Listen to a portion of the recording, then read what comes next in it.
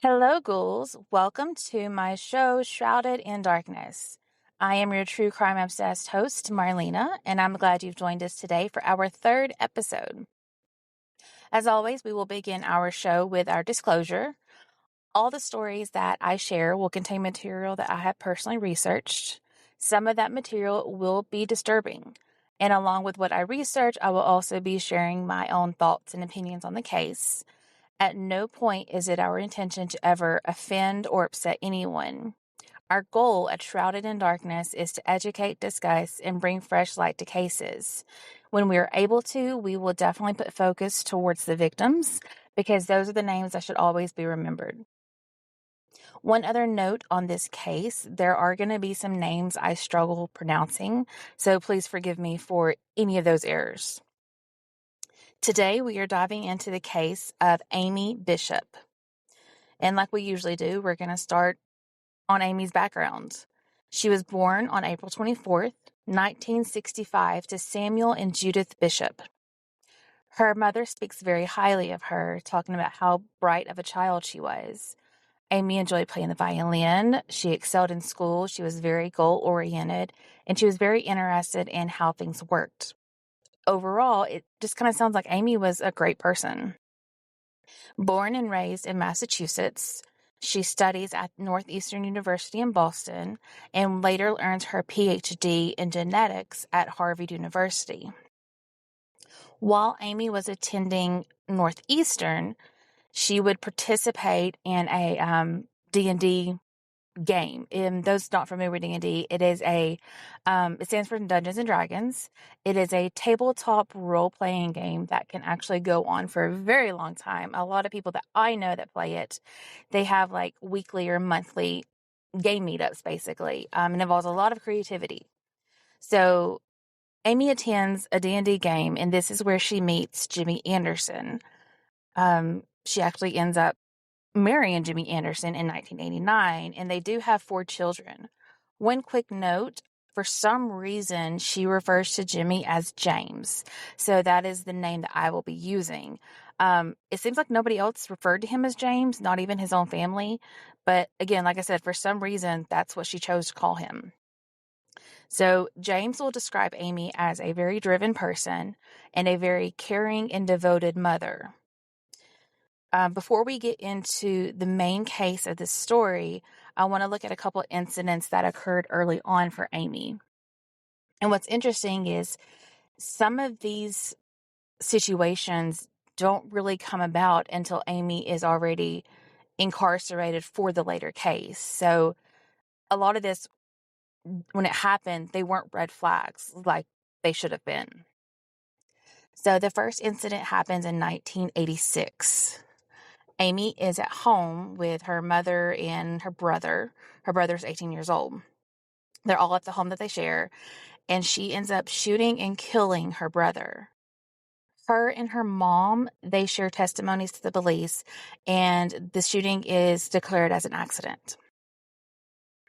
In 1993, Amy and her husband, James, are suspected of sending pipe bomb letters to a Harvard professor because of his negative evaluation toward Amy. Fortunately, though, the bombs never detonate. They fail to go off, and there are no charges filed because there wasn't any real evidence other than the suspicion of who it was.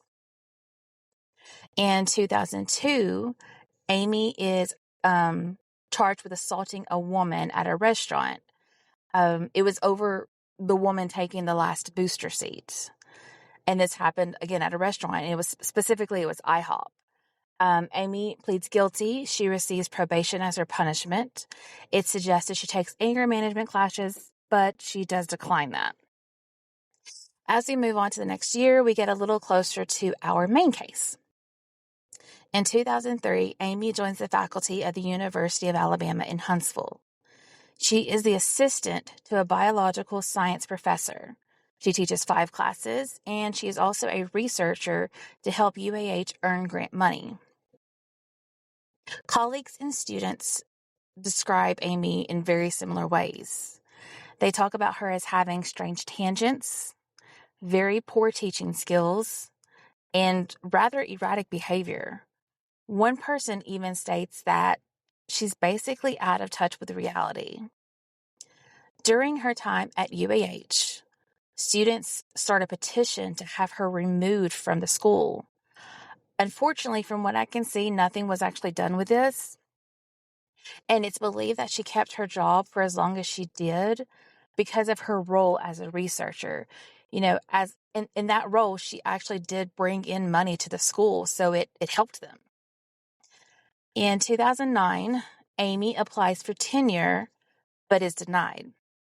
For those not aware of what tenure is, all the education systems, high schools, grade schools, colleges, they all deal with this. For this specific university, tenure has to be met by the end of the person's 5th year.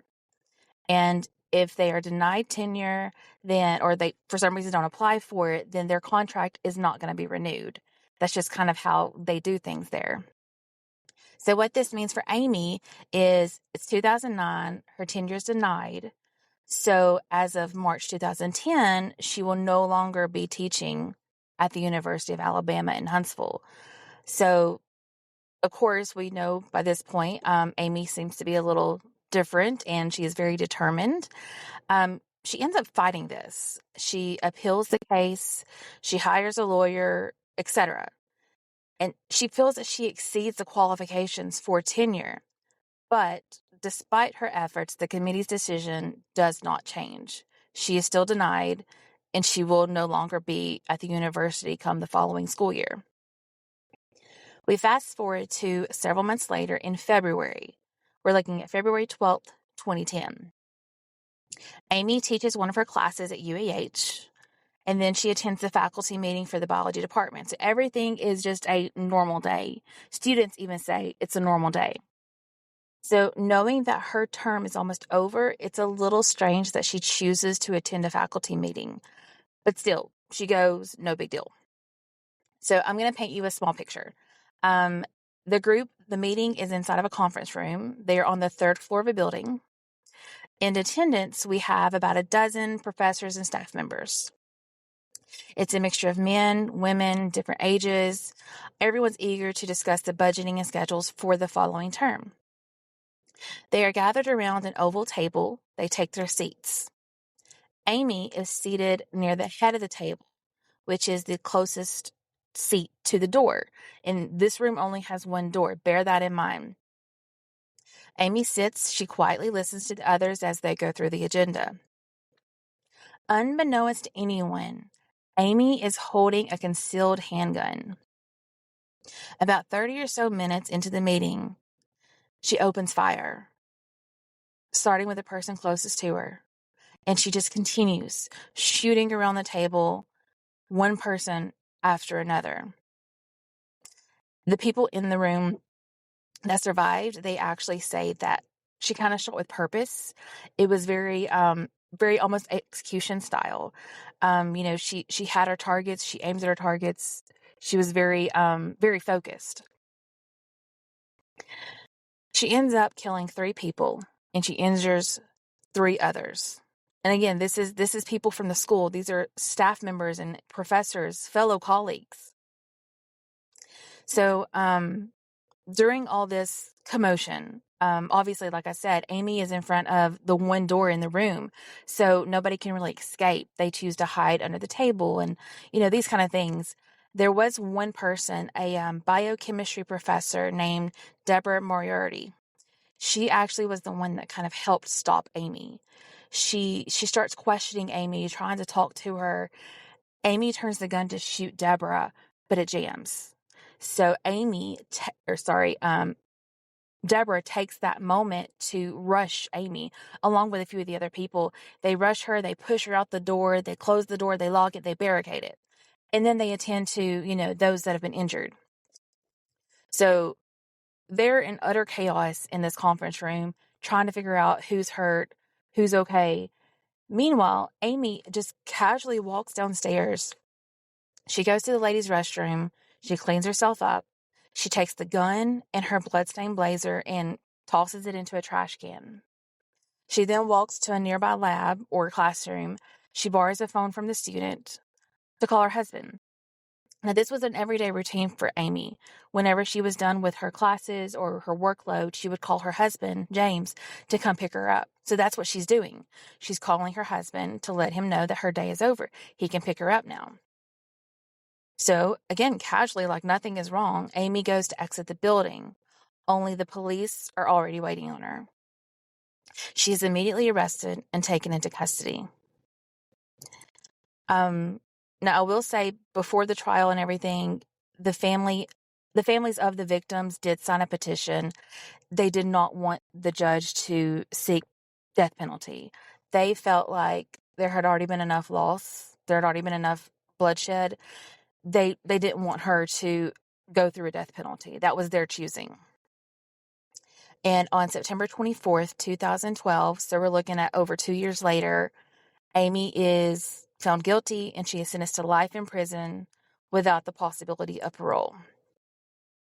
Interestingly enough, though, this event, for, I guess, understandable reasons, it floods social media, it goes everywhere, and it actually catches the eye of another police department. It's the same police department that covered Amy's brother's shooting. This was like 20 plus years ago. They decided to reopen the case, seeing what kind of person she is now. And the extradition was refused because she was already incarcerated, but Amy actually wanted to have this trial. She felt like she was innocent. She wanted to give her family closure, but she was actually found guilty. To her surprise, she was found guilty for killing her brother. It was no longer considered an accident. The people believe that she was actually planning to shoot her father. I don't know any reasoning behind this. That's just what I read in one of the reports, that she had planned on killing her father and her brother happened to walk into the room at the wrong time. So as you know, I do try to focus on victims, so we are going to look at those names. We know that 3 people were fatally shot and 3 were shot but survived. The 3 that were fatally shot includes Dr. Adriel Johnson, who is a 52-year-old cell biologist known for his passion for educating young people. He was also a big supporter for the community. Dr. Gopi Padilla, the 53-year-old that had been the department head since 2002, and he had published at least 90 research papers and 3 books. The last victim was Dr. Maria Ragland Davis. She was a 50-year-old genetic biologist that came to UAH in 2000. She was known to think outside the box and had a very take charge personality. Now, this is the 3 victims that shot and survived. First is Stephanie Monticello. She was an assistant to Dr. Padilla. She suffered a wound to her head, and she was actually unable to return to work because of the severity of the injury. She ended up just retiring later that year. Next is Dr. Joseph Leahy. He was a biology professor. He was shot in the head. He was actually able to return to work after the shooting, after the injury and everything healed. He did later pass away, unfortunately, though, from a heart attack, and that happened in 2017. Lastly, we have Dr. Luis Cruz Vera. He was also a professor, and he was actually the first person that called 911. Despite his injury, he called 911, got him on the phone, and ended up having to hand the phone over to somebody else because he was having difficulty. From what I can tell, he is actually still working at the university. So those are our 6 victims. Again, the first 3, like I said, those are the ones that lost their lives because of Amy. So some interesting facts on the case. Amy is the second cousin of John Irving, who was a well-known novelist. She would often mention the connection when she would talk about her own writing, yet she never actually published any of her work. Amy did not fit your normal profile of a mass shooter. I mean, think about it. She went to Harvard. She was a high achiever. She was goal-oriented.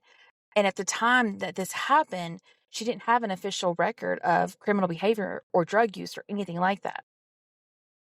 Now, while it's easy to find details about this case, it's not easy to find details about the people. I mentioned how James and Amy had 4 children. I've not been able to find very many details on them and how they were affected by all this. The one podcast that I listened to did say that Amy and James's relationship was super unhealthy.